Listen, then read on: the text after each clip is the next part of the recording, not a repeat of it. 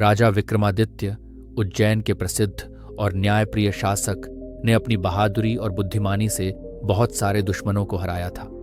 लेकिन अब उसे एक ऐसे चमत्कारिक प्राणी का सामना करना था जो न केवल भयानक था बल्कि बहुत ही चालाक भी। यह प्राणी था बेताल। बेताल एक अद्भुत जीव जिसे लोगों की आत्माओं को छूने की शक्ति प्राप्त थी। अपने रहस्यमय ज्ञान और प्रश्नों के लिए जाना जाता था। उसने कई राजाओं और योद्धाओं को पराजित किया था। अब विक्रम को उससे सामना करना था। एक दिन विक्रम ने अपने मंत्री भोजराज के साथ बैठक की। मंत्री, विक्रम ने कहा, मुझे सुना है कि जंगल में एक बेताल है जो लोगों को परेशान कर रहा है। मुझे इसकी शक्ति को चुनौती देनी होगी। भोजराज ने चिंता व्यक्त की। महाराज, बेताल एक खतरनाक प्राणी है। उसके प्रश्नों के उत्तर देना आसान नहीं होगा। मैं जानता हूं, विक्रम ने कहा, लेकिन मुझे अपने राज्य की रक्षा करनी है। मैं बेताल से मिलने जा रहा हूं। विक्रम ने अपनी तलवार और ढाल उठाई और घोड़े पर सवार होकर जंगल की ओर बढ़ा। जंगल में प्रवेश करते ही उसकी आंखें चमक उठी। वहां का वातावरण अजीब और रहस्यमय था।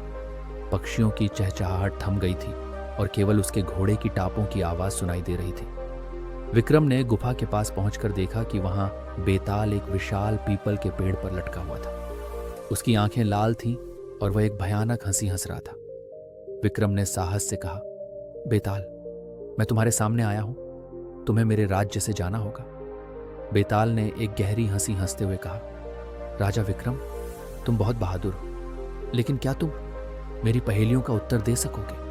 अगर तुम हार गए तो तुम्हें मेरी जंजीरों में बंधना होगा। विक्रम ने निश्चय किया, मैं तुम्हारी पहेलियों का उत्तर दूंगा, लेकिन अगर मैं जीत गया तो तुम मेरे राज्य को छोड़कर चले जाओगे।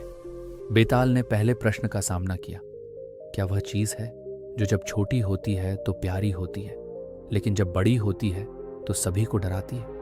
विक्रम ने सोचने का प्रयास किया। कुछ समय बाद उसने उत्तर दिया, यह आग है।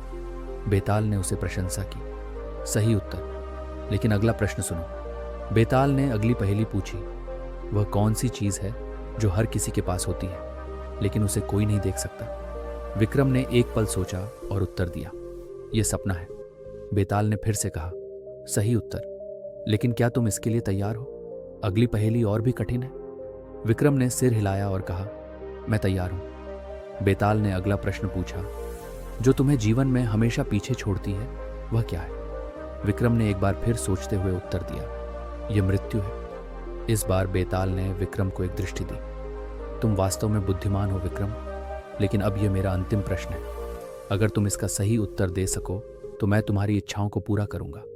बेताल ने कहा, वह कौन सी चीज है जो आपके दिल की गहराइयों में छिपी होती है, लेकिन जब यह बाहर आती है तो यह आपकी पहचान को बदल देती है? विक्रम ने समझा कि यह प्रश्न जीवन का सबसे कठिन प्रश्न है। उसने अपनी आंखें बंद की और अपने अंदर की आवाज सुनने का प्रयास किया। कुछ क्षणों के बाद उसने कहा, यह प्रेम है। बेताल ने उसे फिर से देखा। सही उत्तर विक्रम, तुमने मेरी सभी पहेलियों का सही उत्तर दिया है। बेताल ने विक्रम को आशीर्वाद दिया और कहा, तुम्हारी बुद्धिमानी ने तुम्हें इस स्थिति से बाहर निकाल लिया है। अब मैं तुम्हारे राज्य से चला जाऊंगा। विक्रम ने धन्यवाद दिया और बेताल एक चमकती रोशनी में गायब हो गया। विक्रम ने राहत की सांस ली और अपने राज्य की ओर लौट गया।